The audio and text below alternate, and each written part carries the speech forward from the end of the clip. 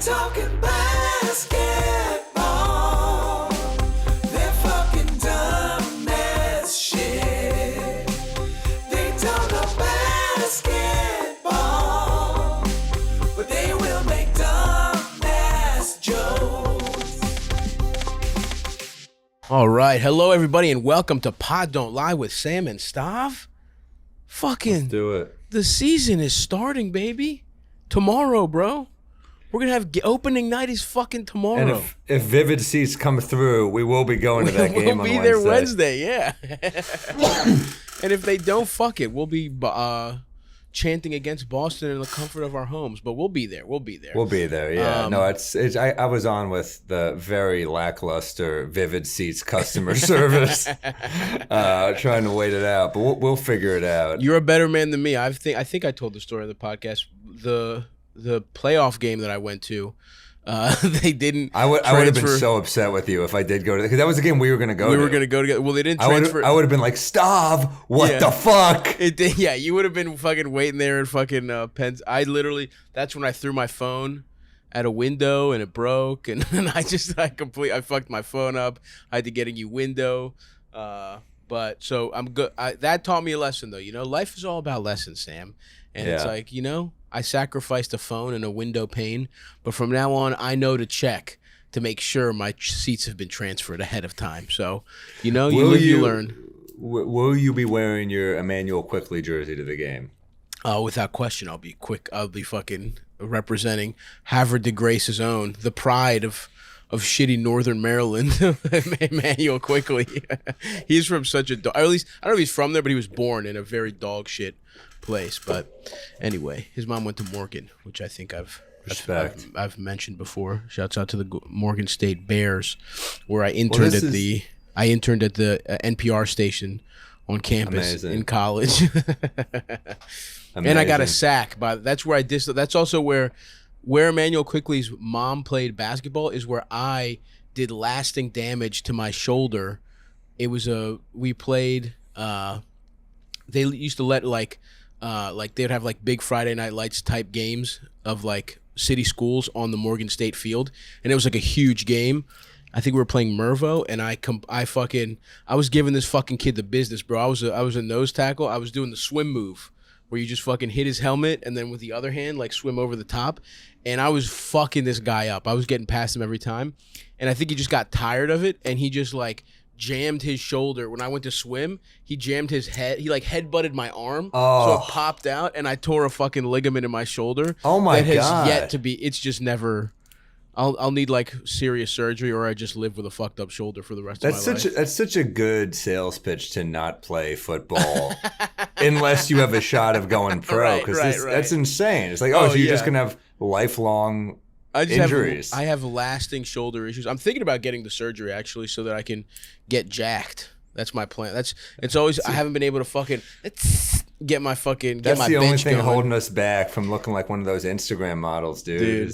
If I have you with your fucked up back and me with my you with your hereditary Jewish spine and me with my fucking brutalized Eastern European shoulders. But you know, what are you gonna do? We'll fix them. We should go get fucking surgery so we're fucking hot, dude. Let's be surgery buddies. Yes, let's become plastic surgery guys. But dude, huge news, and I hate to give any credit to the Pacers.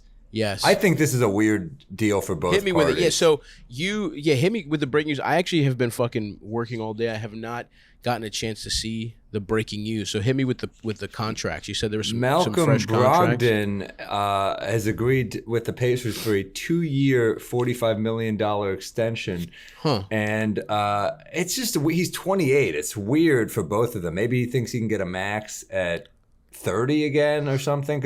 Maybe. This is like, if he did 4 years, 90, you're kind of like, well, that makes sense. But that's slightly more than Van Vliet got. Van Vliet puts up worse numbers. Yeah, but he's not. But my girlfriend is in the corner mocking me right now. She is sitting in the corner sipping tea, making faces like, "Ooh, good point." She is mocking me in the I corner. was wondering why you were smiling so which much. I thought was a fairly good point, but apparently not. I think it was a salient. Listen, Sam, I think you might be onto something. Like I said, I haven't looked this up at all, but my first guess is I think you're actually right. He's probably trying to get back into paid one more time. Get paid one more time because when he's his 30, his game might age well. He plays like an old man point guard type game. Yeah. He got into the NBA. Also, he got into the NBA pretty old, and he's been kind of injury prone. So this is interesting though because I believe if you sign an extension, I really like him. I think he's like he's always just under All-Star. Don't get me started. He's the one that got before I was talking about Bogdanovich leaving the fucking Bucks. It was always how they chose Eric Bledsoe instead of Brogdon when one of the worst fucking mistakes. But anyway, champions doesn't matter. Doesn't matter. But Brogdon. This is interesting. I just like his style. I like how he plays. He can hit the three. He can get assists. He plays. No, he just good. does everything. He's good, solid. Well, I was going to say this is interesting because this, I believe, makes him ineligible to get traded for Ben Simmons until January. Exactly. So that's interesting in that. So there goes that. I guess that's. And by the way, Ben Simmons practiced today. There's a picture of him straight up practicing. So I can't wait to see what on the Patreon we will be covering anything that comes out. I wonder if he's gonna play. It's be interesting. He might literally play first fucking. I wonder if he's vaccinated. That's the other thing. People were speculating he might not be vaccinated, which is very hilarious. But. Weird. Because it took him too long to clear health and safety protocols. But anyway, okay, that's good. That's an interesting. 2 years, 45 is interesting. But then you look at this. This is the big one. Jaren Jackson and the Grizzlies agree to a 4-year, $105 million extension. This is a weird one to me. Okay. Why? What's weird about it? Well, because he's coming off a year-long injury. So yeah. It's just weird to pay. It's kind of weird for both of them. It's kind of like, yeah, this dude could have been getting like, maybe if he played last year, he could be getting more. Right. Well, I think the thing is, I think you see, if you're the Grizzlies, right? Yeah. I think you what you have done here, again, his max, I'm going to guess, was probably for 120. If I had to guess, I don't know off the top of my head. But if I had to get, they're probably saving a little money on that contract, right? And if you're the Grizzlies, think about it. Best case scenario, he plays like a fucking animal and he earns that max, right? That's what you want to happen this year. Worst case, if something really bad happens, then okay, you're off the hook. But I don't think they see that as a possibility. I think they're probably, and if you're him, I think it's a good signing for the Grizzlies. I think so too. And if you're Jackson, you're like, all right, why risk a freak injury and not put generational wealth, just sign it. And it's like, okay, maybe I'm out $15 whatever million. I don't know what the difference is. I want to say his max was probably 120, 4 years 120, but I'm not sure. And what he can do on offense, I mean, is he a guy? I mean, yeah, he can stretch the floor. He's just a good all-around player. Is he a second guy? I mean, they're like kind of a swing man, a young swing away from being interesting with a nucleus. Well, yeah, and we will talk about them because we're about to do the preview. That was a big thing that came up for me when I was looking at these Grizzlies, is that if their path forward this year is basically Triple J taking a leap and Ja potentially taking a defensive leap, you can't really ask much more of Ja on offense. He took a step back last year, though. Right. Well, that's what I mean. It's just like I just think like you want him to.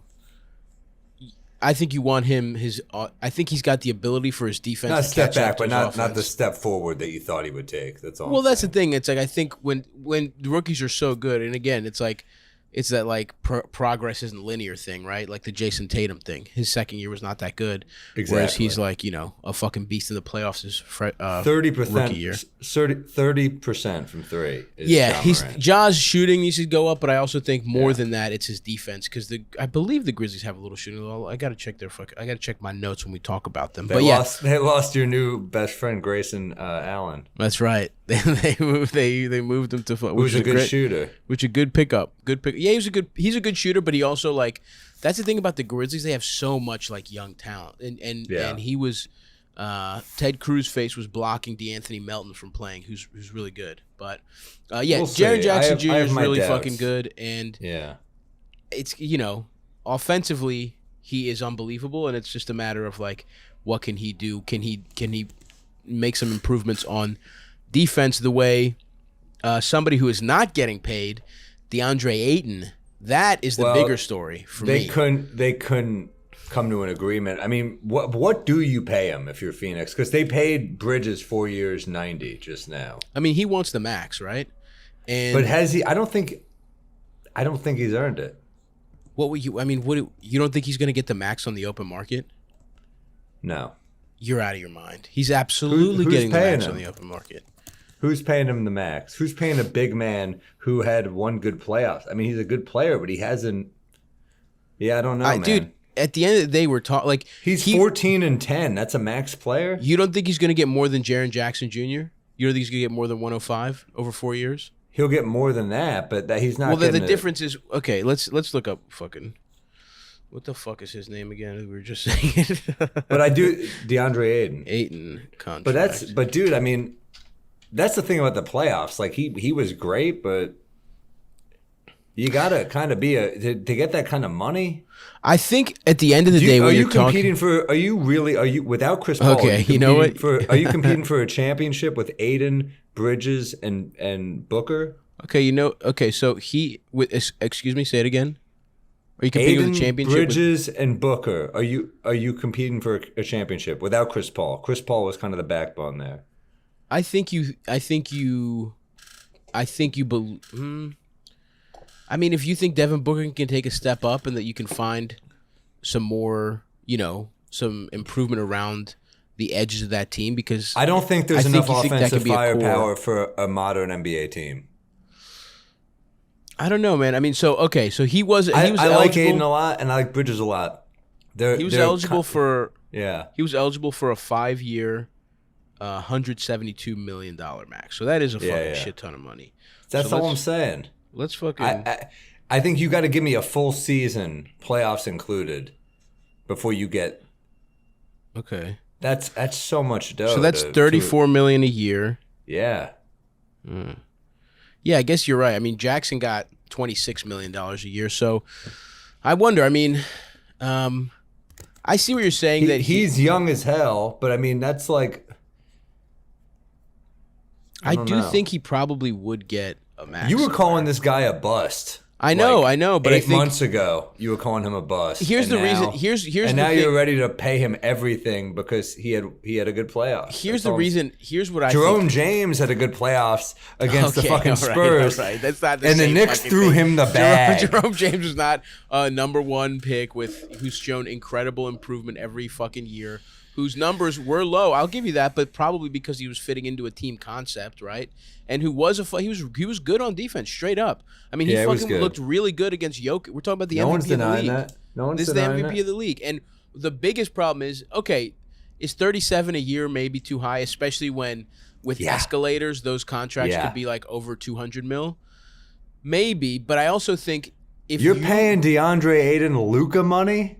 Bro, okay, so then what's the alternative? You let first of all, you let this fucking hang over your team for an entire year, right? This team that has the vibes are awesome. We got to the finals. We got Chris Paul at the very tail end of his fucking career, the very tail end of his prime. We just paid, Bridges, Booker. It looked like he was going to be out the door before we had Paul. And now let's go make a run in a West that's completely wide open this year, right? Completely wide open. I think that's going to show up in our preview. So instead of paying him, right, and like, realistically, what do you think he would get? Okay, let's say he doesn't get 5 years, 170. What do you think he gets? How many? It's tough. It's tough to. You don't think he's a $30 million player a year? Probably, but it's tough. I mean, it's tough to say he is because I think obviously your value inflates when you bring it in the playoffs like he did. Like the Knicks got Randall on a discount because he had an abysmal postseason. And you know what? I will say, Embiid. I mean, right now Embiid's contract is $30 million a year. That's my point. Yeah, that's interesting. That's my point. Is Joel Embiid averages double the points that this guy averages. He also signed. He's probably at the end of his career, or at the end of his. All I'm saying contract. Is that's a lot of dough to pay a guy. I hope they do it. I love when teams other than the Knicks make dumbass moves. Yeah, so right now, Gobert is the highest paid center with 35 mil. And it is used as the example of an overpaid bad contract. But Towns at 31, Joel. I mean, I think Towns is offensively realistically unstoppable. though. Okay, Yeah. realistically though, you don't think if you're him, if you're the number one pick, even though it should have been Luka, whatever, you see what the top centers in the league are making. I don't think he's going to take less than $30 million a year. And yeah, but then you have to ask yourself, is center that valuable? Yeah, who would pay that? Who has got cap space coming forward? Not that many. You know who would? Yeah. You know who actually is kind of interesting? The Hornets. The Hornets don't have a center at all. They have cap space. He would kind of fit in really nicely with them, actually. And all it takes is one team, bro. And then if you're the fucking Suns, and you lose your center for nothing. Chris Paul's fucking old, right? They're in a tough situation, no question. So that what I'm saying is maybe you might have overpaid him, right? There's a possibility you overpay him, but the alternative is potentially your team completely falling apart. Like if they have some weird injuries that happen, and then somebody shows up that's going to pay DeAndre Ayton. I mean, you're probably right. Like I don't think ultimately this is the worst thing, but I just think as a business move, it's probably the correct move. And Robert Sarver is a cheap prick, even though he's paying Chris Paul so much money. And he just, they just signed a fair extension with Bridges, but there's the human factor when it comes to sports, man. And it's like this guy, I could see this being the start of the end for the Suns, but who knows? Sure. Okay. And this could go one or two ways. Say you pay him and he becomes a 20-10, just an unstoppable guy on both ends. Also, I could see him becoming a career 16-12 guy and a pretty good defender, and it's a really, really bad look for both of them. Yeah, I guess that's possible. Why don't we fuck it? Let's get into it because the Suns are. I mean, are we going by division or are we going Let's by? do division again. I kind of like division. Do you like division? I'm. You know what? I'm easy, man. You're easy, baby. You're an easy little fucking slut. That's not a nice thing to say about someone you work with. I like it, dude. I think that was a big compliment coming from me. So why don't we start with the which division? Let's start with. I always forget the West is all the Northwest, the Pacific. What else? Let's start. Where are the Suns? Let's start with wherever the fuck the Suns are, since we're talking about them. Fuck. I don't. I just have them. I'm looking. It looks like they're the Pacific Division. Oh, that's a fun division, by the way. Pacific, yeah. Lakers. That's Warriors, a good one. That's the hard dick division. Let's start there. Fuck it. Your boys, the Sacramento Kings, and the Los Angeles Clippers. So we're talking about the Suns. Why the fuck don't we just start with the Suns, since we kind of backed our way into them? I have them at 52 wins, is what I'm guessing. Ooh, Sammy's got the fuck. Now you fucking upgraded from the East. You got fucking game predictions and shit. 52. I like it. Their over under is 51.5. Is that why you got the 52? No, a guess? It's a guess. It sounds Sam right to Shadam me. is fucking half game over the over under. I love that. I don't know the over under. I like it because Paul, you got to assume at his age he's sitting out at least 20. Yeah, he's gonna. You'd hope so. You'd hope so. They got campaign off the bench, so they re-signed him on a pretty good deal. They got, Booker has a revenge season. He's going to be an all-star again. He's driven. Bridges has that nice little comfy spot now. I like Jay Crowder on the team. I mean, I think they're just a good team. I think they're good. I agree with you. A good regular season team. They have the continuity. They take the number 2 spot. Yep. And where do you put them in the rankings? I would put them. Let me. So I think I put them 2. I think I put them 2. That's where I have them at 2. Yeah, I think I have them at 2, and I think, and it'll get a little murkier as we go on, because I gotta say, there was a lot more that I was unclear of about the West than I was the East. The West is a lot more. It feels like there's key injuries. It's wide open. You don't know who's coming back, who's staying out. Dude, all this kind of shit. The East might be better than the West, which is like, when's the last time we said that? Yeah, it's crazy, especially with Brooklyn being the best team, like the most talented on paper team, because we all know the best team is the defending champion Milwaukee Bucks with the fucking, and the Knicks are banging on the door. We got King with Julius, two-time MVP, defensive player of the year, it. Giannis Antetokounmpo. Let's And go. yeah, the Knicks are banging on the door right behind them. I agree 100%. Could be a co-pilot type situation. We'll see. So yeah, I think in a season, even though they probably overachieved, right? I kind of see their corollary because the league was a mess. Because the league was a mess. The league is still a mess. You know what I kind of see them as? I see them, the corollary to them actually is kind of the Hawks in a weird way, because like the like the Suns, if the Lakers weren't, the Suns might have lost in the first round, right? Like, to me, they feel like a young team that came together, figured themselves out. They ended up going all the way to the finals. That's only a plus, right? That only adds to how much fucking, experience they have and how much better and more dangerous they're going to be. But they were a top 10 offense and a top 10 defense. They're good. They're young for the most part, except for a key piece. Obviously, they have something to prove, right? They're still like last year. You're hungry after that, right? But their defense will stay good because of Crowder, Bridges, and Ayton. I mean, they're all defensive players, and listen, obviously when Paul is locked in, and Booker is not one of these like he produces like one of these little guards, but the motherfucker's 6'6". He's a bigger guy. You got the feeling that he can he's a big body there, right? I like the direction this team is going.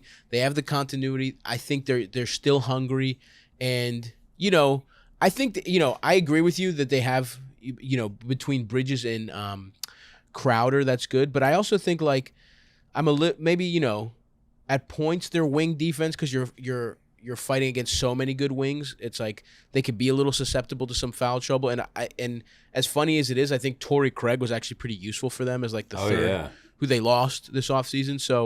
But they replaced him with former Knick defensive stopper Elfrid Payton. Elfrid Payton is on this team, which is a little bit of a interesting. And they got look. Landry Shamet to add some shooting there. Yeah, so there you go. But and then Cam Johnson obviously is a fucking lights out shooter. So to me, especially this is more kind of like because like in a season where the Nuggets, Clippers are healthy, I put both those teams over them, but no question.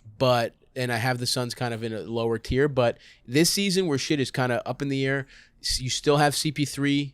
Each year CP3 is going to be more and more of like a question mark. This is, so I think this feels a little bit of like if it's going to be their year, this is one of them, which is how I feel about some other teams as well. But that's how I feel about the Suns. I have them as my number 2 in the West right now. I have them over the 51.5, and I think they're just going to be a good regular season team. And I think, look, all of this depends. This is, I feel like they could withstand a CP3 injury. I feel like, or at least agreed. At least they can during the regular season. So as long as it's not 50 games. Exactly.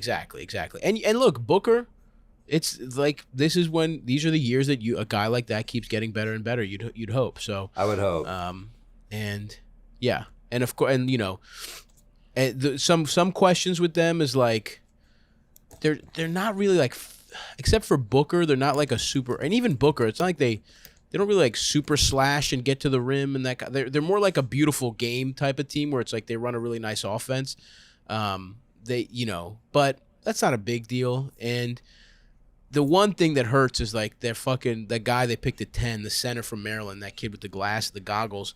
Is he going to play at all? Yeah, Jalen, whatever. I don't know. Kind of had a Horace Grant vibe. I haven't really. I mean, we'll see. He was supposed to be he was supposed to be like a guy who could shoot, but it really hurts when you think, man, if this team had Halliburton, like our boy, if they don't even go here with me. I know. Listen, I remember, brother. I remember. I wanted him bad. I wanted him just as bad. You might have had a Halliburton jersey instead of a Quickly jersey. 100%. I loved Halliburton. I mean, we've talked about the Tex on draft night and how disappointed we were when it didn't happen, but that's neither here nor there. If it's a team other than us that fucked up more, it's the fucking Suns, because Halliburton right now solves every fucking problem they have. I know. And you have a fucking great young point guard under the tutelage of Chris Paul. But we don't have to talk about that. Suns number 2. Let's keep it going. Why don't we talk, since we fucking are starting with the with the big guns in the hard dick division. Should we just go get Lakers out of the Yeah. way next? I have them at 3 in the West right now. Wow, okay. We're aligned, brother. There are 51 wins. I think healthy LeBron, healthy AD, Westbrook eating a lot of those LeBron ball handling minutes. Is he the Westbrook of old? No, but it's not Dennis Schroeder. I think they're a better team. And that's a good point, right? Because to be low on Westbrook, which I sort of am, he's still better than the third guy they've ever had on that Lakers team, right? Like, he's still better than that. And look, they did a really good job filling out this team with like the minimum guys and the like scrap heap guys with the fucking low contracts, right? Like, I think they found some interesting guys in Nunn, Ellington, Monk Wayne in terms Ellington, of shooters. yeah. Yep, exactly. My worry about them is their defense, and I could see them being like I could see them being a 6 seed. Like, you have LeBron missing 20 games, AD having some injury. I could see them falling, but if they stay healthy, I'm keeping them here. And that's kind of what we got to pick for. I'm with you 100% in that I am not like I've said it before, in my heart, I want this team to succeed because it's the tail end of my youth, right? These guys winning one more championship, it's like, yes, these are the guys I grew up like from my being a teenager. I remember LeBron. Yeah. I remember listening on the radio when people were remember when they did LeBron's games on pay-per-view, his high school games? Like, I remember that shit. These were all my guys. Melo, Russ. That money wasn't going to the kids, by the way. No, exactly. I don't know where it was going. It wasn't going to them. But that's what my heart says. But my brain is saying this defense is really looking tough, especially the guard and the guard defense and the wing defense. It's like, you lose Caruso, you lose Schroeder, you lose KCP, and Kuzma, who had made himself into like a scrappy defender, rebounder guy. And even KCP, who I know had not a great year last year, but was so big for them in the finals and the playoffs the previous year. And look, Caruso was a great on-ball defender, and so was Schroeder was pretty good too. And so you lose them, and everyone you bring in is below average, except for maybe Ariza, who's old as fuck and already injured. Injured. It's like, are you depending on AD and LeBron a little too much to clean up the fucking defense? And we've both seen Westbrook LeBron's really has to play D this year. He'll play D. I think he can be solid. He can be a non-liability, but he's not going to be like a great defender, right? And then it's like their depth is a problem. I don't think they're done. That's another reason. I think they will find a ways to get people from the dented can aisle, maybe some free agency, something. But don't you think like they might? Don't you think they might be like in competition with fucking the Nets now when it comes to that kind of thing? Yeah, but not everyone's going to go to the Nets. Yeah. And also the center rotation. It's like fucking DeAndre Jordan and Dwight. What is this? Well, Dwight's getting those minutes. 2009? Like, what the fuck are we doing here? I guess you could say that of the whole team. But everybody. And look, if it wasn't for how banged up the rest of the fucking in good conscience, I can't, I'm flirting with even putting them 4. I maybe believe because I believe in the Nuggets a little more than them. So it's hard for me not to. I'm kind of flirting with that.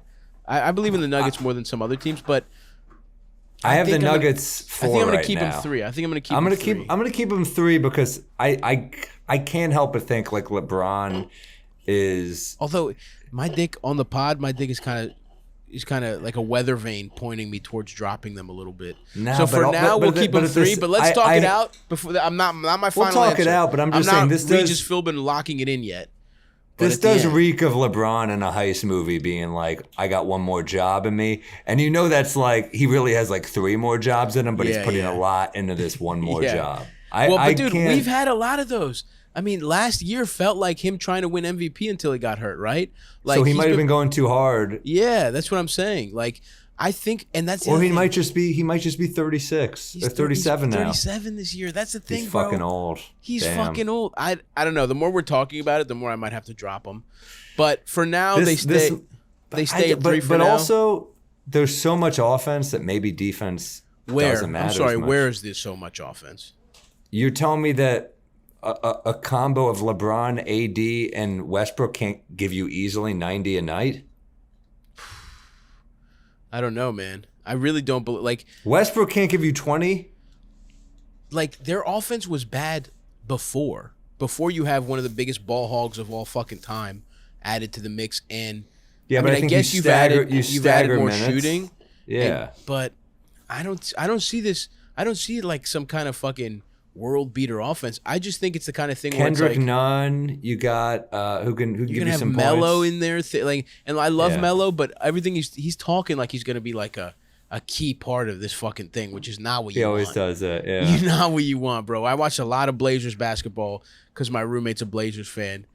Melo had some beautiful games, dude, but he had some games where he was just a fucking liability. I could see this team being a 2 seed. I could see them being an 8 seed. Yes. They could for sure be in. I mean, they were in the play-in last year. That's the thing. It's Yeah. like, what are we talking about? So, all right, for now they stay 3, but I don't know, man. We This can feels move. Like, Well, it feels I like want to I'm stay gonna- in this division right now because Let's this is do the another whole one that's got me division. excited. Hit me The with it. Golden State Warriors, who Let's talk. I'm working with my buddy Alec Parent this weekend. He's a Bay Area kid. He's a huge Warriors head. Said he's going to – he really believes that they're going to be dangerous. I have them at like No. the 6th seed right now. No chance. Let me see where I have him. I have them 6, but here's why.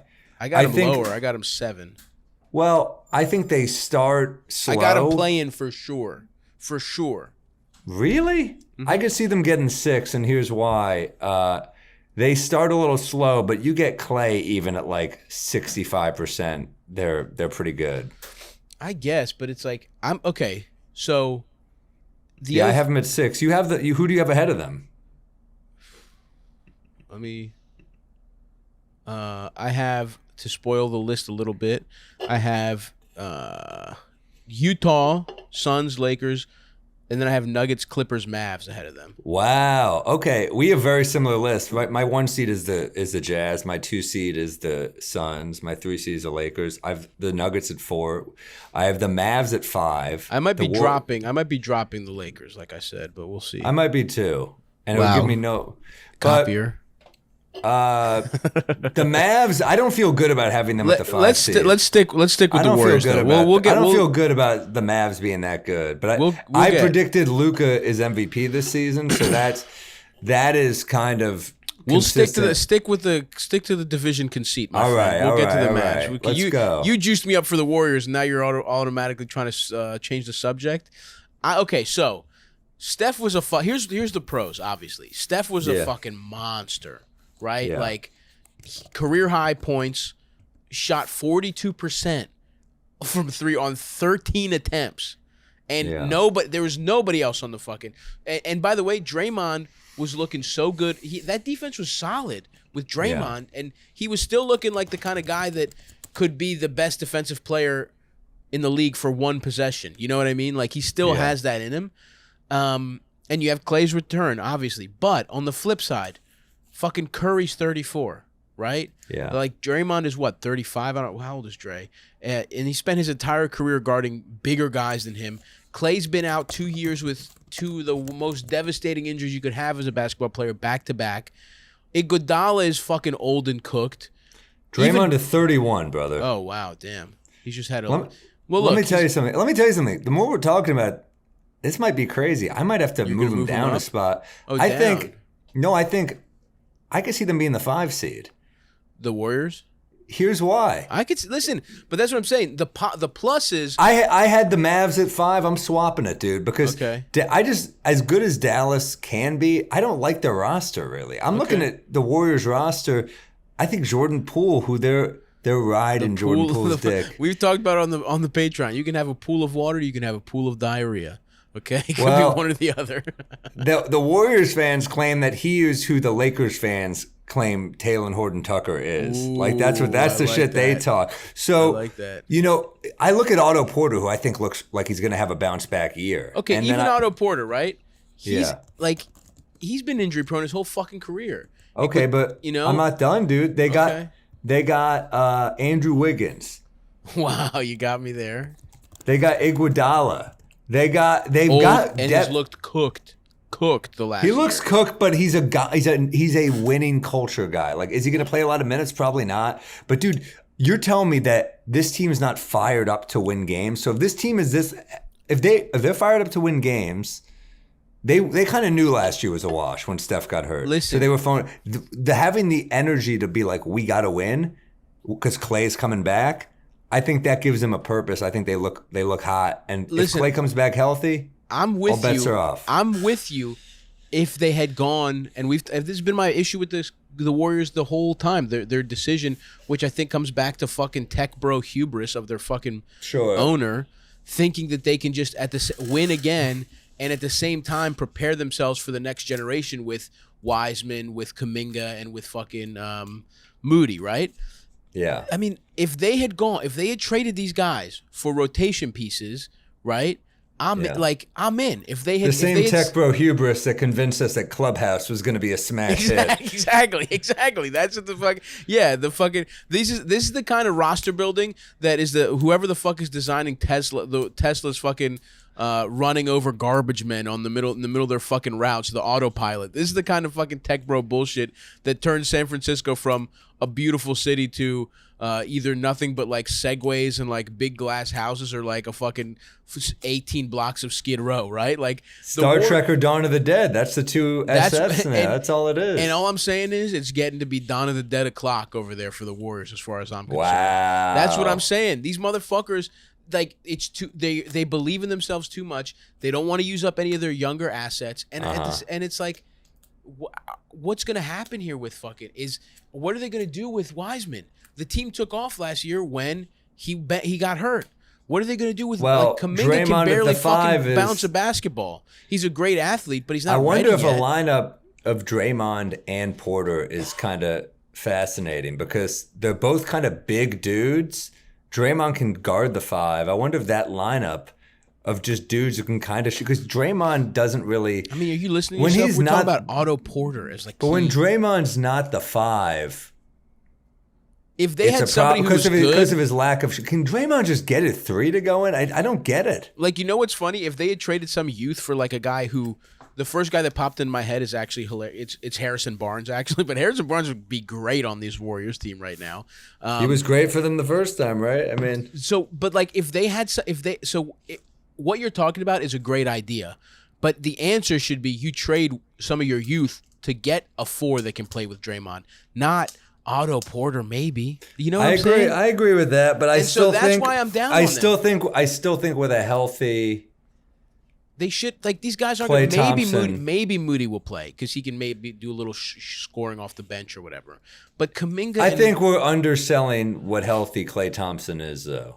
I don't know where the fuck is healthy Klay Thompson. Can you find him for me? December. That might be. So they're gonna not have him for like a month and a half, I think. And you think he's just going to get right back into the fucking mix, 2 years off, ACL and fucking what else he do? His knee. I hope to God he does, because ACL and Achilles back to back, and he's going to just fucking listen. I think he's going to be great on offense, but I don't know, man. Good. This is good though. We need more disagreements because our list is too similar. I just don't I mean, look, I could see the Mavs being better because, Luka's just going to go off and maybe Porzingis has a comeback. But, like, then I look at the Mavs' depth and I'm like, what? Talking about the fucking Mavs. Why? What's the question about the Mavs? Why is I'm flipping the Warriors and the Mavs. They're right there. No, I'm not just trying to talk about the ex-New York Knicks. Let's take a look at what Frank Ntilikina's done in preseason. All right, let's go. How about some other teams that I have ahead of them, in my opinion? The Clippers. I have the Clippers over the Warriors. I don't know, dude. So really? Here's what I think about the Clippers, right? They're probably going to have a great offense still, even without Kawhi, right?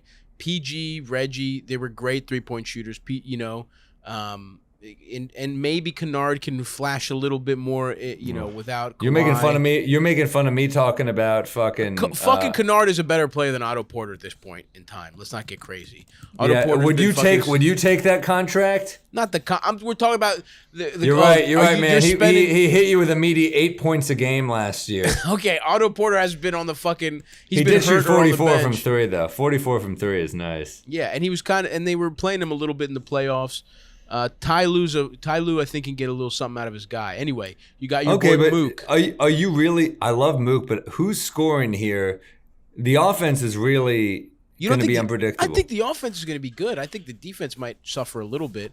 I don't think so. They added Eric Bledsoe, who's a great defender. He's okay. He's I watched him in he was bad in New Orleans, straight up bad. Yeah. But I think their defense will be fine. I think their offense will be good. I think Terrence Mann. I just think they're set. They're kind of deep between Mann, PG, Reggie, Mook. I think fucking Zubac is a good center. I like Terrence Mann a lot. Terrence Mann's good. Bledsoe, maybe he's not a fucking straight point guard or whatever, but he's a slasher. And look, I have him at the 8 seed right now. With more shooting around him, I think Bledsoe will actually be a useful player because he can get to the fucking rack, right? They're the 8 seed for me, dog. Okay, 8 seed for you. I have him higher than that. I think I have him. Where do I have him? I think with Kawhi, they're a 3 or 4 seed, but that's how good Kawhi is. I'm trying to decide whether they're 5 or 6 for me, honestly. I don't know. I think the defense could be bad, but I could see them being better than the Warriors, but with Klay Thompson, they're certainly not. I'm not ready to say that Klay is gonna fucking bounce back and be awesome immediately. I think in the playoffs, I think the Warriors are primed to maybe put together to be a really annoying 8 seed. Like when Klay has finally put it together and you're the Jazz and you've won 63 games and your fucking reward is the fucking Warriors with Klay finally playing himself they'll get into shape. fucking their asses spanked. So anyway, all right. I don't know why, but I just feel I have yeah, all right. I got and you had Batum was playing pretty good. Batum is looking terrific. Talk about like comeback player. That's a comeback player right there. So maybe that's what Otto Porter gives the Warriors. Okay, that's fair. That's fair. You got me there. You using my own point against me. So we got. And they also have a flyer on Justice Winslow. And look, if Serge Ibaka shot out, I know. Serge Ibaka sat out the entire. If he gives you anything, that's big. I don't know. I'm a little higher on the Clippers. Well, now we get to a team that I am not high on at all. The Sacramento Kings. Oh man, I'm Breaks sorry, my buddy. heart. I know you love them. Breaks I have my them at the finish. As of now, I have them to finish 12th. Okay, 12th. But I could see them going 11th or even 10th. I'm like you. I'm actually a little higher on Minnesota because I just expect Karl Anthony Towns to have a year. But yeah, I don't think I love Halliburton. I think Fox is a stud. I'm not that high on Bagley. Oh, wow. Tristan Thompson. Way to go on a fucking limb there. You're not that high on Marvin Bagley, huh? The number 2 pick who got outplayed by Rashawn Holmes, who I love, by the way. And then you got Buddy Hield, who's got a huge contract and has not really shown a ton. I think obviously his jump shot's great, but like not really an all-around guy. Their backcourt, they have a great young backcourt, but I just don't feel great about don't think they're winning a lot of games. I know you love watching them, but I think ultimately, even though I love Fox, I love Halliburton, obviously, 2 of my favorite players.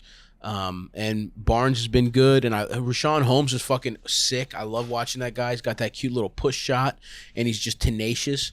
And they really like the rookie they got, Davion Mitchell. Yeah, he looks good. He was good. He played for Baylor. Like yeah. So, and he's an older guy. Too. Older guy, so he can get in there ready to go, and he provides a little defense where the other guys, they're okay.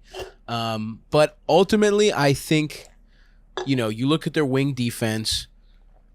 Who is it? You know what I mean? Barnes, Mitchell, Mo Harkless, who's on the team, maybe, or there are just plus defenders if they're fucking. I don't like it. Locked in.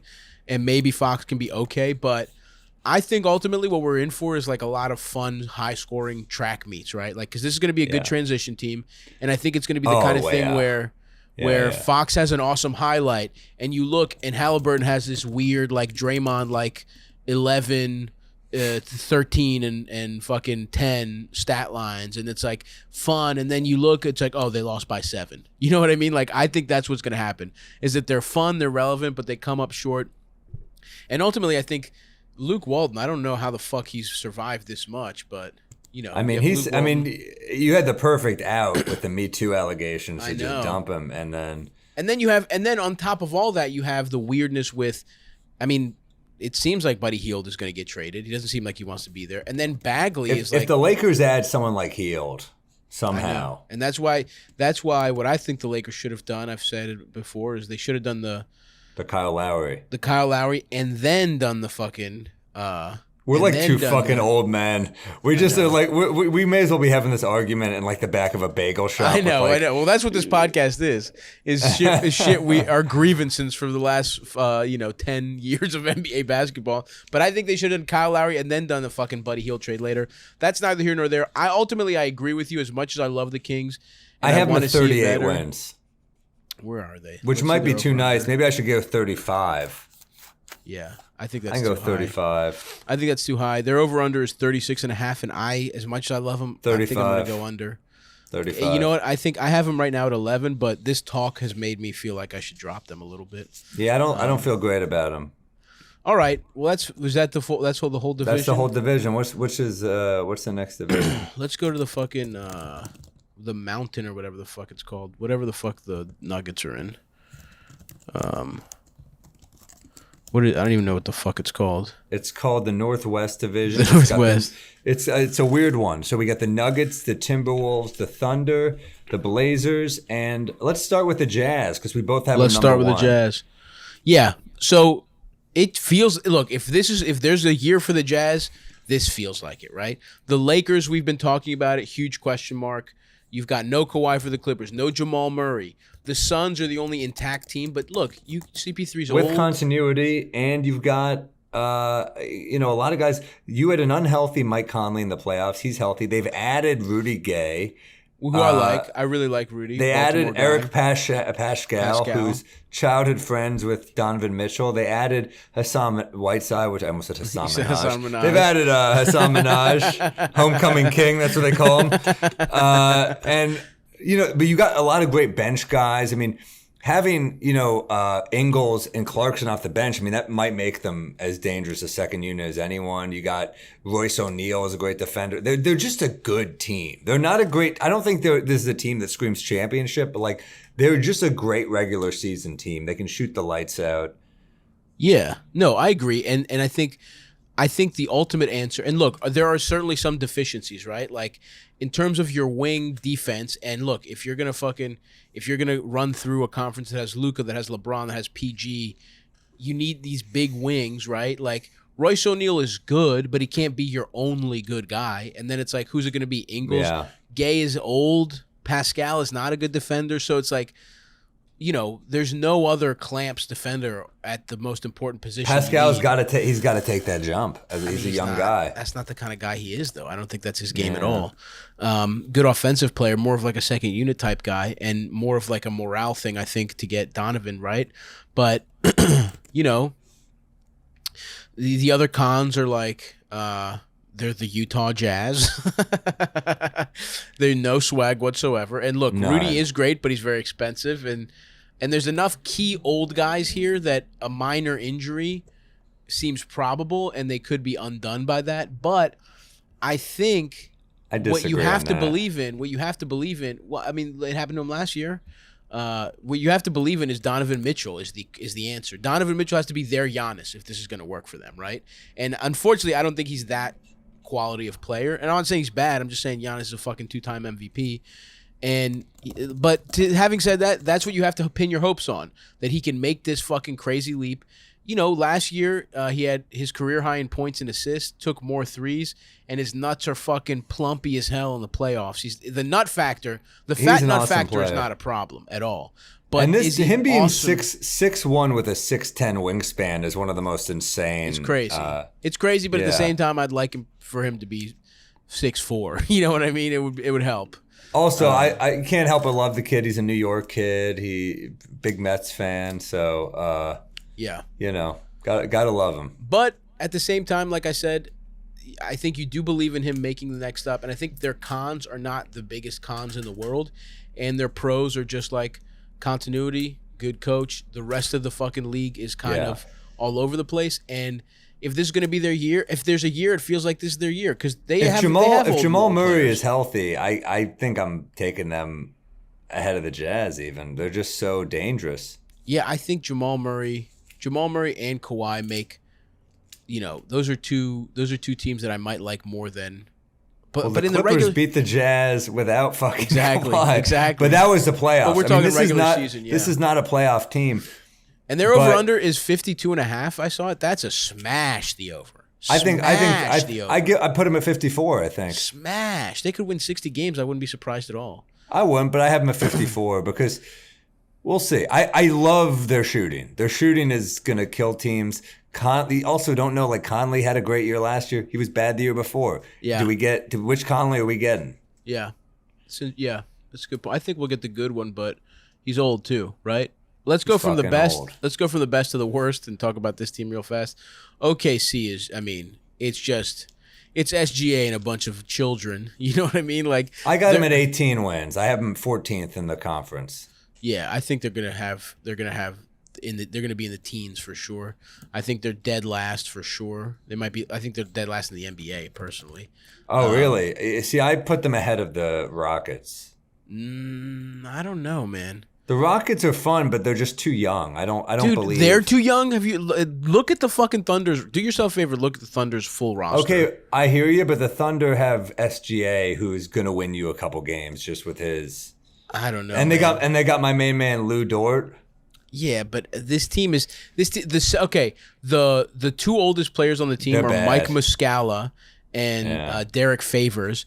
And the third oldest is 26, and it's Kenrick Williams. Like, maybe you're right. Maybe they'll be better than the Rockets. Maybe I'm wrong. You mean worse?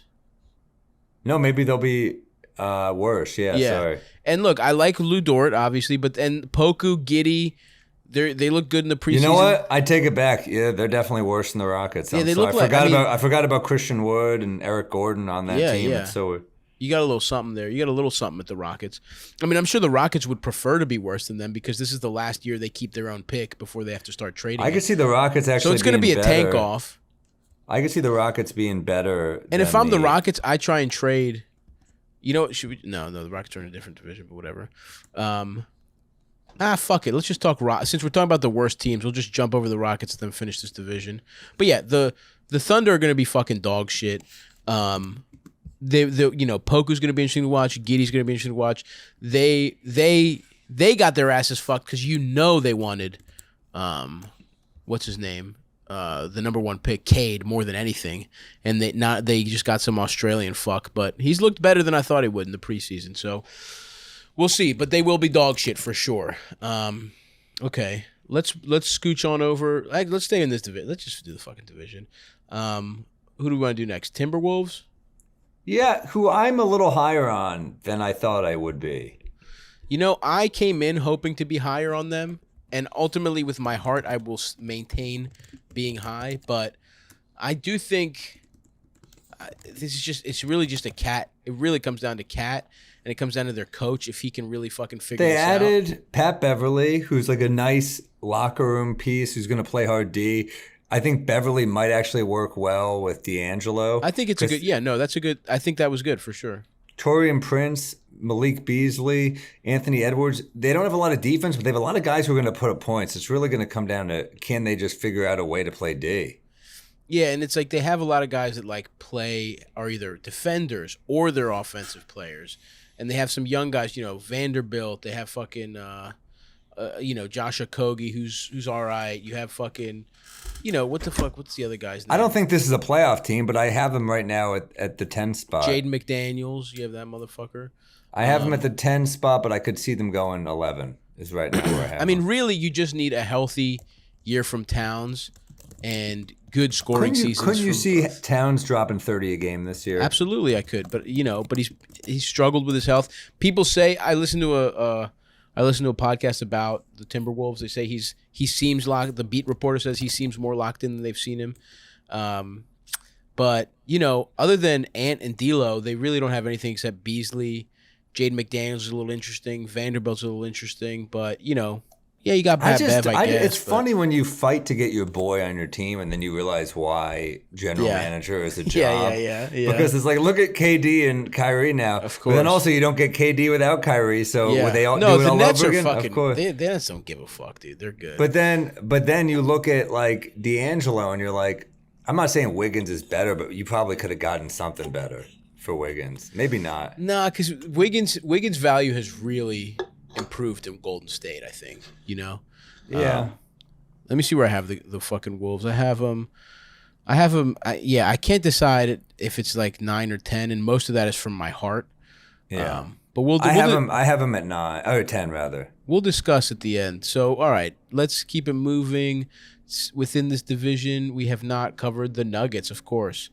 We both have them at 4, as I understand, and I'm thinking about 3.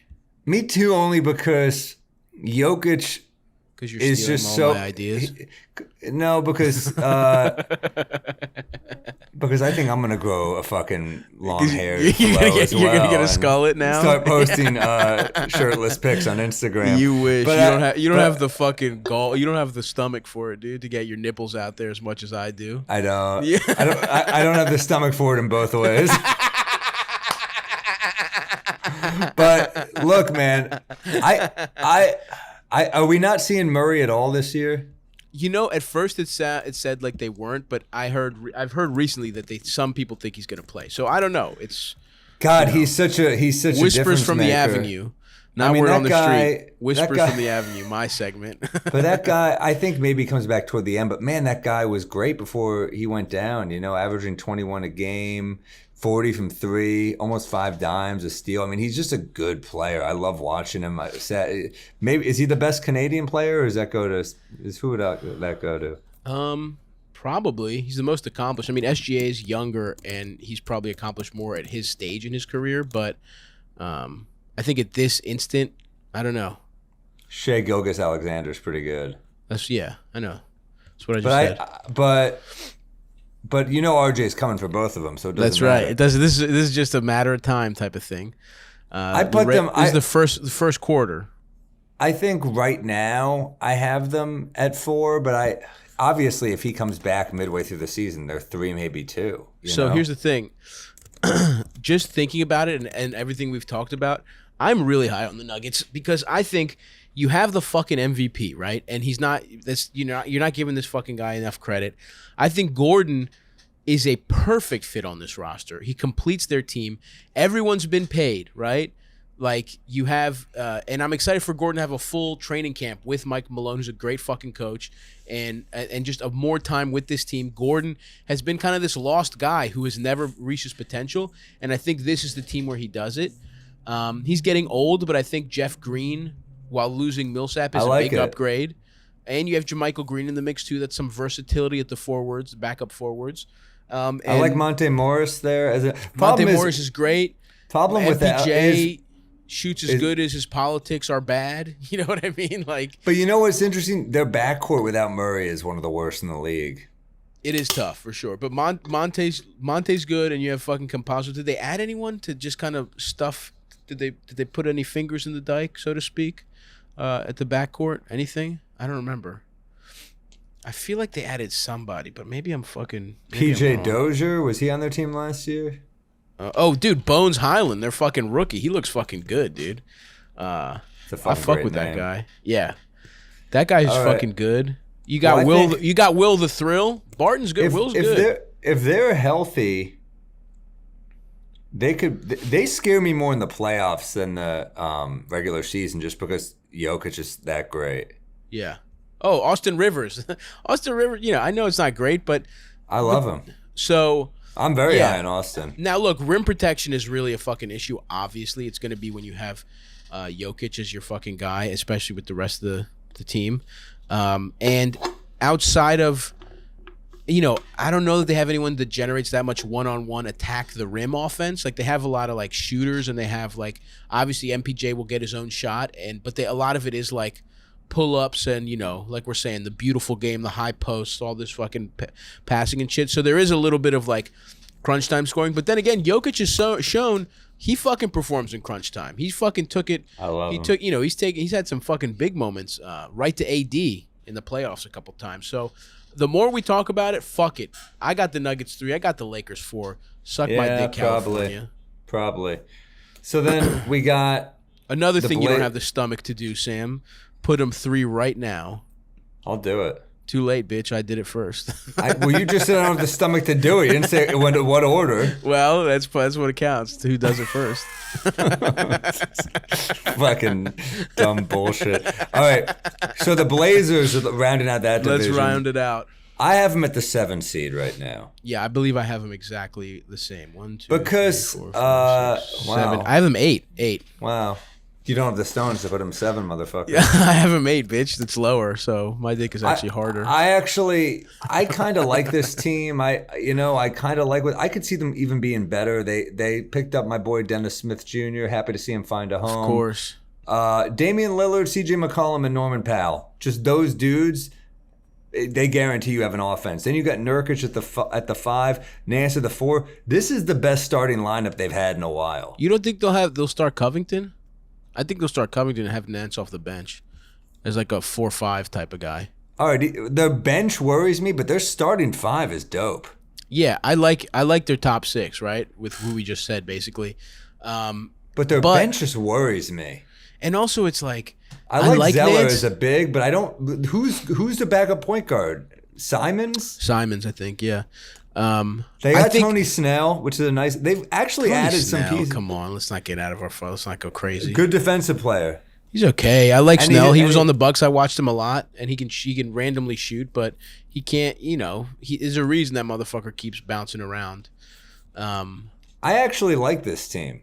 I just don't like their. I don't like their bench. I don't like their bench. 7 if you're not. I don't like their bench. Okay. Yeah, I'm with you though. Nas Little, Tony Snell. What the fuck are we talking about here? And also, I like the Nance move, but they gave up a first rounder to do it. What the fuck are they doing? And here's the other thing, right? The other thing that we're not really talking about because it got overshadowed because of the controversy around the hiring is that like Billups, not only has he alienated a lot of fans because of, and the team, the way they handled the controversy alienated fans, but are we even sure he's good? Like, what is our proof? Truly, like, people are treating this like it's some no-brainer great hire. It's kind of like the Jason Kidd thing. It's like, well, great floor general, great coach, right? Well, Jason Kidd is a fucking dog dick coach. So that's a bad like that's my biggest issue with the Mavs is Jason Kidd. And I know Chauncey's been on some staffs and people rave about him, but we have no proof what he's like X's and O's wise. We don't know that he's going to be a good coach. You're right. If he sucks, and I know most of it was like Dame likes this guy, it's a personality thing, and they were fighting for their lives to keep Dame during the summer.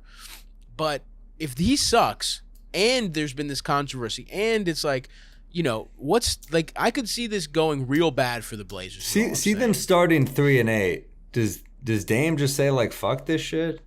That's what I'm saying. It's a possibility. But that's not what we're making this list for. We're making this list for these teams intact. I think. And I also think they have one of the widest outcome possibilities because if they stay healthy, Billups is a good coach. And the defense is just a little better. Exactly. I agree with you. They could be a 4 seed for sure. I could also see him being, McCollum goes down again. Exactly. Now we're aligned here for sure. Yeah. For sure. I mean, because their team, the issue is they're very thin, as they always are. So, I'm always rooting in my heart for Portland because I'm a big Dames fan. I'm a big CJ fan. Yeah. I love the Bosnian Beast. They're a very likable team. They're weirdly a team that I always. They are likable, for sure. And it's a likable sports market because it's their only team. So Portland's diehard. So I have a lot of love for Portland. I agree. And but at the end of the day, they still have the eternal problem there, which is like, your best 2 guards are sieves on defense, and it's a conference with nothing but incredible guards. So, it's. But on the other side of it, it's the best scoring guard backcourt other than Steph and Clay when Clay's at 100%. I mean, maybe you could say Kyrie and Harden if they're fucking playing, but Kyrie ain't playing. Yeah, I just I don't know. McCollum was having a monster year before he went down last year. He was absolutely. It was looking like he was going to make his first All-Star game. So anyway, I don't know. I think. Right now, I have them. I think 7 or 8. We're gonna have to go through at the end and figure everything out. But let's dance, motherfucker. Let's go to the last one. I believe it's called the Southwest Division. And these are the teams that I think like, I don't know. I'm sort of. Let's talk it out. So I guess let's start with Dallas. We might as well, right? Yeah. I just look, their only addition was our boy was Bullock, who I think was really good for them. I love it. It's kind of like what they had with Seth Curry, but he's a much better defender. Obviously, Seth can shoot more, but shooter, But Bullock's a good shooter, dude. But I think ultimately Dallas. Bullock 41% from 3 last year. No, he's good. He's good. I have talked about how I wanted us to keep him. I fucking loved him. Yeah, I wanted him on the team still. But with Dallas, it really comes. Look, we can talk about some things where I think their defense is like who's like your key defender, and I don't know. They're really thin. Finney Smith or Maxi Kleba are your fucking lockdown defenders, and I mean Finney Smith doesn't give you shit on the other end, and Kleba, you know, he tries to guard the best players, but he's getting cooked by Kawhi. So whatever, we can talk about that, but I think the ultimate. These are just big picture questions with the Mavs, and it's A, is Jason Kidd good, and B, does Kristaps have it in him to be the number 2? And which is crazy because literally 3 years ago we were like, he's a number 1 for sure, absolutely, it's crazy. But here, this 4 is where years we are ago now. Shit, this is where we are. So, dude, on the Knicks, before he went down, 22.7 a game, 40 from 3. Great. I mean, he was a good rim protector. 2.4 blocks a game. He was looking like a franchise guy. Yeah. It was like there was an argument. It was like, would you rather have Embiid, Towns, or Porzingis? Yeah, absolutely. And now it's like, absolutely. And it was a legitimate argument. The now unicorns, it's like, of course. I remember. It's the only thing saving us. I mean, imagine if he turned out to be like as good as when we traded him. I mean, that trade would haunt us. But thank God, like now you can look at it as like, well, at least we didn't pay him. Yeah, for sure. I mean, again, they should have gotten more for him, but that's we still fine. Should have had De'Aaron Fox, but yeah, we should have gotten something for him, but that's neither here nor there. Fucking Mitchell. Yeah. So you look at this team, and it's like, I don't know. I just don't trust Jason Kidd so much that if they had a better coach, I think I would be a lot higher on Dallas, and I think I would believe the Dallas MVP talk. Or the Luka MVP talk. You might be changing my mind right now. But I just don't. I just really don't. Although. But also maybe they come out energized because. Exactly. The flip side of that is Kidd doesn't really start to. The first year with Kidd is usually good. Like the first year, the Nets. Probably like the first date. He doesn't really start. He doesn't really start the ugly side until you're deep in. Yeah. Yeah, that year 2 is when he's fucking driving a fucking Range Rover through your plate glass window. But dude, that was a buried story. That was like the summer the Knicks signed him. He like wrapped his van around a pole in the Hamptons. You're like, Jesus Christ. Get this guy a designated driver. He's a Hall of Famer. Yeah, it's fucking hilarious. Yeah, God, he was such a good player though. It's like it is crazy when you watch Jason Kidd at like 40 on the Knicks and you're like, he's still good. I know. Dude, he was why we looked good that year. Almost because he was a great shooter, but he also just like he always made the smart play. It's like literally watching one of the smartest basketball players. Like we talk about how smart Draymond is, but he was Draymond with a better skill set. I mean, it's insane. Yeah, no, he's fucking unbelievable. And yes, this is from a 2012 story. A law enforcement source described the alleged boozed-up baller, who has a history of domestic abuse and anger management issues, as having cheated death by just a few feet when his 2010 white Cadillac Escalade, racing at least 60 miles an hour, slammed into a telephone pole and bounced off it and landed into shrubbery. That's a hell of a sentence right there. There's so much to unpack. And like, you know what? That guy was always good at bouncing. Yeah. Yeah. So people thought he was trying to kill himself, actually. That's so hilarious. Wow, we shouldn't be laughing at that. But man, he really was. I don't think it was. I think he was. He was an incredible I mean, it's crazy how many threes he hit late in his career too. I mean, yeah, taught himself how to be a fucking 3-point shooter. Really one of the great players. Horrible shooter. But you look at his stats when he was on the Nets, and you're like, this is one of the greatest players to ever play basketball. It's it's crazy that he almost went to San Antonio after the year they beat him. Yeah. Because then Tony Parker never would have been Tony Parker. Like so much about the league would have not been. So sorry, I'm listening to you, but I'm also going through. He apparently also fled the scene of another car accident in '94, the summer he was drafted. Nice. So he was the car kid, an All-American point guard in California, was driving, allegedly sideswept another car, skidded and overturned. The other car was moderately damaged. Kid left in a third car, his 2 passengers staying at the accident scene, police said. Kid admitted he had fled.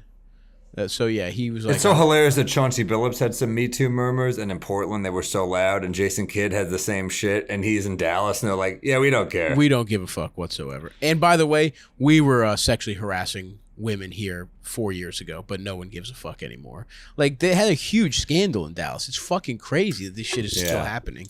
So, okay, I don't believe in Kidd, but I think... But again... If there's going to be a year where he's positive, I think it's this year, because the biggest issue with Dallas was the vibes. Like, Rick Carlisle is a fucking disciplinarian. They both hated him. That's clearly what was going on. And I think this year they respect Kidd. The X's and O's aren't that big a deal when you have Luka. Now he's Kid's like the coach that will go to get drunk with you, though, but in a way where you're like, this might be like he goes out and he's like, I'm going to show you how to fuck a woman, and you're just like, dude, I don't know, man. Yeah, like, absolutely. Can't we just have a beer? He's like, no, watch me hit on this chick, and Totally. they're like, all right, and he's like, yeah, what's up, ladies? What's up, gals? We had a JV soccer coach who he didn't do it in a pedophile way, but he gave a kid porn. And he got fired because he was trying to be cool. Like, he wanted a kid to think he wanted children to think he was cool, so he gave them pornography. Legend. Kid has a little bit of that vibe. For sure. And then you see you read the Giannis book where he's playing mind games with people, and it's just like, I don't know, Porzingis doesn't seem like he's gonna. Couldn't you picture a kid like flicking a rookie's nuts or something? Absolutely. Like, he's like, oh yeah, did that bother you? Then so is James Harden. You know, you gotta you gotta man up. Oh, did a nut flick piss you off? Then so is Pat Beverly's defense. Get tough. And they're like, please just stop touching my penis. Can you stop? You know, my balls are sore. Yeah.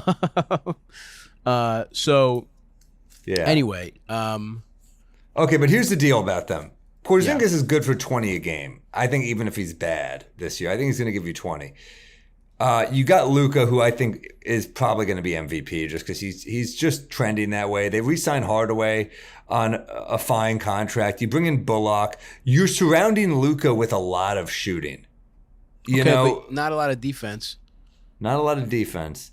And then who was the second? But did they ever have a lot of defense? No, but have they ever gotten out of the first fucking round? And now look, some of that is we're talking about the Clippers, but yeah. But we're talking about. You're right. If there's positives, okay, let's go positives. You're right.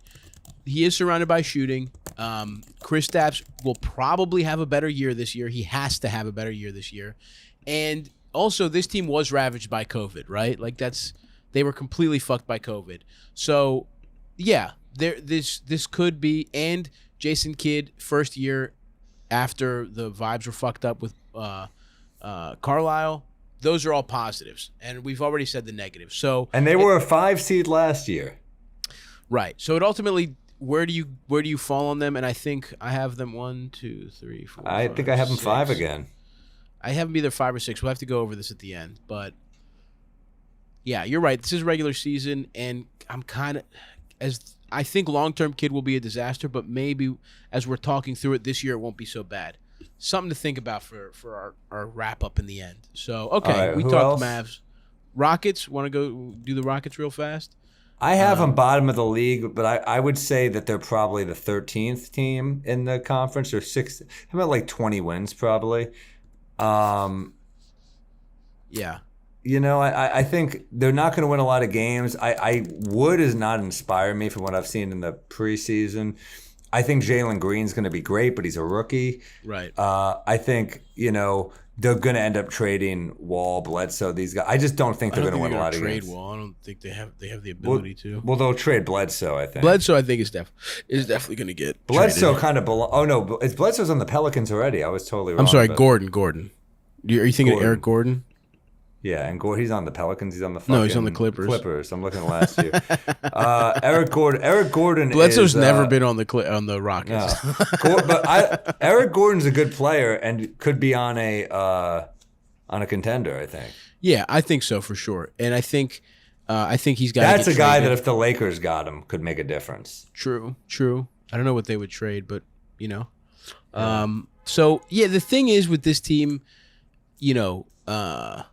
I think I like the young guys, but you're right, they're really young. But I also think the young guys fit a little better than they do in OKC, and I think they just have more talent. Yeah, and they're just better players. I mean, Kevin Porter Jr. is looking good last year. He's got the opportunity to he's a feel good story. I mean, he had that crazy 50-point game against the Bucks. You remember that? He had 50 and 11 against the Bucks. Yeah, he's a bucket. And they're letting him play point guard and Green play shooting guard, so it's interesting. And they added Tice, so it makes you feel like they're not going to completely tank, or maybe they just feel like they need a little something. I mean, I could also see Tice getting traded at that half, sort of like what we did with Marcus Morris. But anyway, we don't have to fucking talk too much about it. They're going to be fun. I like all their young guys. I like fucking Garuba's cool. Jalen Green's cool. You even got Kenyon Martin Jr. in there, like Jalen Green, obviously. Jason Tate, Sengun, Porter Jr. I mean, it's fun. This is going to be a fun. And you see that fucking picture or that video where Green, how high he fucking jumped to catch a ball. Yeah, the kid it was insane. So it's gonna be fun, but I think they will be dog shit. I think they'll be better than the Thunder, but low 20s win total. And I think they also, like I said, this is their last year where they keep their own pick. So it's really, really, really in their best interest to be absolute dog shit this year. So true. Let's go on to Memphis. Why don't we talk Memphis? I like Memphis. I think right now I have them at at 9. Okay. Yeah, but I think they're going to still win a lot of games. I think it's going to be competitive around here. I still think they could win like 43, 44 games, and I like interesting Triple J coming back. Obviously I think Ja makes a jump. I like Dylan Brooks as a culture guy. I think they're just a good team, but I just think No, go ahead. No. I think they're just young still. And they added Adams. They just signed you. I don't know if you saw that. You're playing. I was very excited. It's a dream come true. Sam Morrell. Adams just makes them tougher. I don't really get it, but I don't like to me, I just think they're kind of they're a little bit in no man's land here. These were the moves they made this year were sort of the moves of a team that feels okay taking a step back, that likes their young guys, that wants them to play it out, develop. You take an extra draft pick to take on Adams, basically. Like you help another team dump some salary and shit like that. Valanciunas was really good last year. It was good, exactly. But that's the thing. They knew they weren't probably going to re-sign him, so they were like, fuck it, let's trade him. And in the process, we take a step back, we take on some bad assets, and we take a draft pick, an extra draft pick for our trouble. But at the same time, this is the kind of team that you could have said that about last year. I mean, they always overcome adversity. Taylor Jenkins is a fucking, he's from the Budenholzer, the tree of champions, the coaching tree of champions, the Mike Budenholzer, one of the most dynamic, most brilliant basketball minds the NBA has to offer. Shit, the fucking worst. Taylor Jenkins studied under the tutelage of the master. Mike gets pussy, Budenholzer. So, but in all seriousness, he's proven to be a really good coach, and he's proven to get the best out of his guys. But the one thing I will say is the Grizzlies really benefited from the uncertainty of last season because they had an insanely deep roster where the 10th guy on the bench wasn't that much worse than the third guy. You know what I mean? Like, they were really deep, and they had solid NBA players all over. And I think this is a year where I could see them taking a step back as there's less adversity for, being that kind of good doesn't really benefit you as much. So I think they'll be a little worse. I think the West is wide open, but I think there is this whole like no man's land. I just don't think they're doing much. Yeah, there's I think I'm pretty locked into the top, but in the bottom. But it's like we do need to talk about the middle. And here's a couple teams. Actually, we're gonna round out this with a couple of teams in that middle, and that's the Pelicans and the Spurs. I guess the Spurs. I don't. What are they even fucking doing, really? I mean, Pop, what's going on with him? Is he I mean, is he going to be around that much? Apparently, I think he's like 30 wins away or some. He's close to having the all-time wins ever, if they get to 32 wins or whatever. Yeah, he's a couple behind. I don't know what's he behind, like 30 something behind. What's his name? What the fuck is that guy's name? Lenny something. Who is it? Who's the Lenny Wilkins? Is that his name? The all-time leading. Yes, yeah. Lenny. He's a cute little. I mean, he was a player. He was a chubby little light-skinned guy. I remember him at the end of his career. 2,664 wins and 2,310 losses. Yeah, he's pretty close. But I think Pop is only Don Nelson has a lot of wins though. But yeah, Pop is right there. But I also just don't. I like some of their guys. I like Devin Vassell from last year. He was cool. Lonnie Walker is fucking cool. Mm-hmm. You got Derek White in there. Like they have. But they're Keldon still Johnson. bottom. They're still. I have them at like probably 13 or 14 still. Yeah, I just don't really know what the fuck this team is. And then what is the defense? I mean, what does the offense look like without DeMar? And it's like you traded. Aldridge. They're just not that good.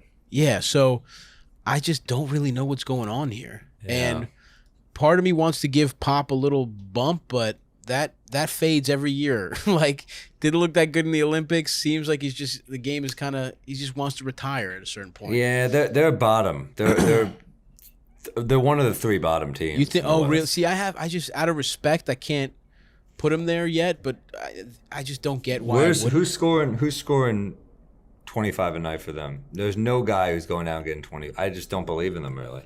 Yeah, I don't know. Every DeJounte team Murray, has. He's a great defensive Lonnie player. Walker, I don't know. Yeah, I don't know. I don't think so, man. And then I mean, they're fine. They've got a lot of okay players. They got a lot of like serviceable. Yeah, they got players. a lot of players that like would be an awesome third player on a team. You'd be stoked to have them. They threw a lot of money at Doug McDermott. Maybe he has a big year. I don't know. Oh, because now you're right. Now we are getting fucking desperate. If we're, yeah, I mean Right? DeJounte is a 15 points per They got game. Thaddeus Young. He's a nice player. Who knows? Yeah, I don't fucking know. I think DeJounte is their guy. And Yeah. He averaged 17 last year. So I don't know. I think DeJounte could have 20 points be a 20 point per game scorer. We'll see. Anyway, you know what? This could be the kind of thing where it's like, yeah, the off, like maybe Pop really does coach his little titties off and they get a fucking, they do some fucking Spurs offense, whatever. I don't fucking know. I have him a little bit. I do have him at the end of the middle where basically they're the bottom three, but it's hard for me to put them there. But we'll talk about it right after we talk about this last team that we haven't gotten to, which is the Pelicans. New Orleans Pelicans. I have him at the 11 spot. I might move him to 10. I don't love him. I really do not believe in the fucking Pelicans, bro. They lost Lonzo Ball, who is they basically replaced Lonzo with Devontae Graham. I hate it. I hate every move they've made. I mean, I don't. And then they replaced Adams with Valanciunas, which I guess gives him another slight score. Positive, but not that much. But again, like you keep talking about playing Zion at the 5, which I don't know if is going to work. But you need a 5 who can kind of stroke it from deep and. He's like a back to the basket 5. I don't really understand. People are like, he stretches the floor. It's like, no, he fucking doesn't. He'll shoot a 3 occasionally. He shoots 1 3 a fucking game. That's not a guy he's not a stretch 5 by any means. It's a waste though of like, I don't love the Devontae Graham signing, and then you got.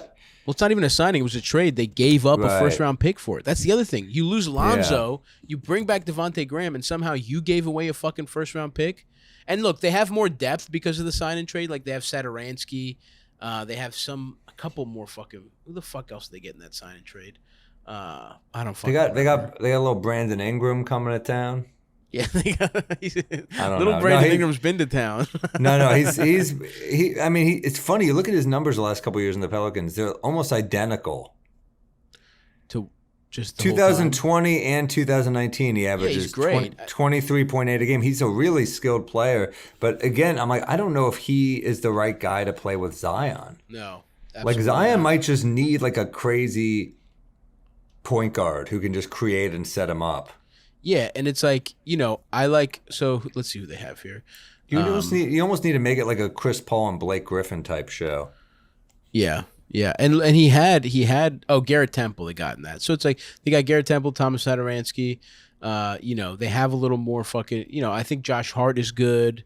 You got Willie Hernan Gomez. I don't like this. They're a little deeper, but it's like who's starting? Is it going to be? I guess it's fucking Nickeil Alexander-Walker, who, the shot is just not really there for him. I like him as a player. Breaking news from Woj. Landry Shamet, 4-year, $43 million extension with the Phoenix Suns. Interesting. It's a lot of cheddar. Damn, I mean, if you're Ayton, how pissed are you? Everyone's getting paid but you on this fucking team. Well, 43 mil feels like an overpay on Shamet. A little bit, a smidge of an overpay. And it's like, why do it right now? I don't get it. But anyway. Yeah, so the other thing is, even if all this was true, Zion's hurt. Zion's not going to play opening night. Zion's not running right now. Did you know that? He's straight up out. He looks bigger. He's chugged up. He's chubbed up a little bit. Did you see that picture that was like him on his rookie year versus him at media day this year? It's hilarious. It's not good. It's hilarious. He literally he looks a little. My boy's been enjoying some fucking. I could see Zion giving you. I could see him giving you 30 a night though if he stays healthy. Of course, he's unbelievable, but I just do not believe in this team. I think the moves they made were fucking stupid. Devontae Graham is a better three-point shooter, but you're giving up so much defensively, and they were already dog shit defensively. Now you have a little bit more depth, sure, and you have a new coach, so, Stan, as much as I love him, as much as we love him on this pod, maybe it's time for that motherfucker to be in the booth. Maybe it's over for Stan, but... So we'll see, but I ultimately have them missing. No, he's not the coach anymore, is he? That's what I said. That's what I said. Oh yeah. They have a new coach now, Willie Green, I believe is his name. I gotta be up on it. We have there's 10 new fucking. There's 10 new fucking coaches, but anyway, so yeah, Willie Green, ex-player, he is the coach. So and who's to say? I don't know what that guy's gonna be like, but. I really do not see shit being good for the Pels, and I have them. So okay, let's go through it all then now, right? Since we've gone through. I still feel good about Utah number 1. I feel good about Suns at number 2. I'm putting the fucking Nuggets at 3. Fuck the Lakers. The Lakers are the 4 seed for as far as I'm concerned. You heard it here first, folks. I'm going Utah, Phoenix. Nuggets, Lakers, Mavs, Warriors, Blazers. Ooh, we got the Clips low. Clips at 8. Wow. I think they're good. I think they could be a 6 seed, but I don't really believe in them.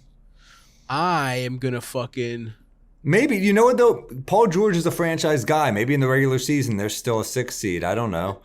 Yeah. Right now that's where I have them. Memphis at the 9. Minnesota, Pelicans, Sacramento. Houston, Spurs, OKC. Although maybe Spurs will be better than Houston. I don't fucking know.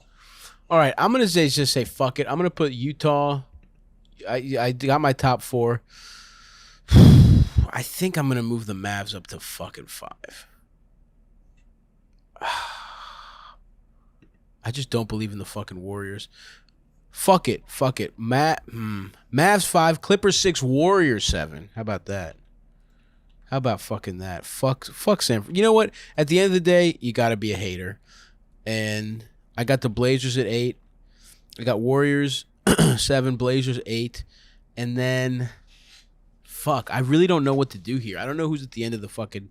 Between the Timberwolves, Grizzlies, Kings, Pels. You know what? Fuck it. I know it's not the Pels. Fuck the Pels. I guess I'll put, after talking it out, Grizzlies, then Timberwolves. And then Kings, Pels, Spurs, Rockets. We're pretty similar. We're pretty similar, except I believe in the Clippers a little. I believe in the Clippers more than you do. I might regret that, but yeah. So there you go, folks. You heard it here first, or no, you heard it here probably last. But here's our that's the Pod Don't Lie Western Conference preview.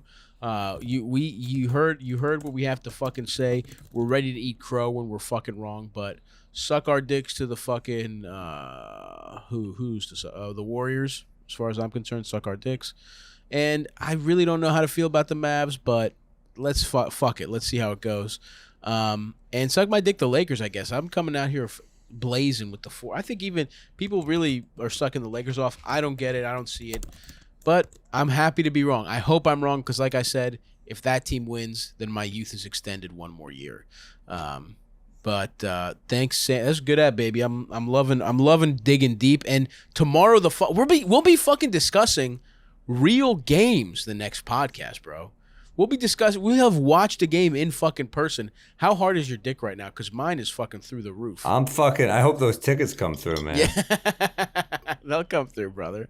They'll come through. We'll be fucking rooting against Boston in no time. But thank you guys so much. We appreciate you listening. We love you.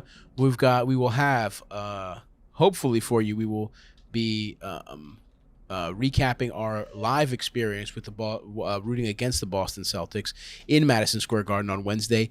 Also, opening night, which is tomorrow. I can't wait to see it. I'm so fucking pumped. I wish it was tonight.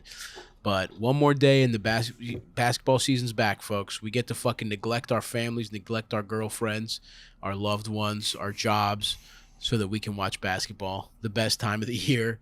And we will talk to you later this week. Bye, guys. Bye.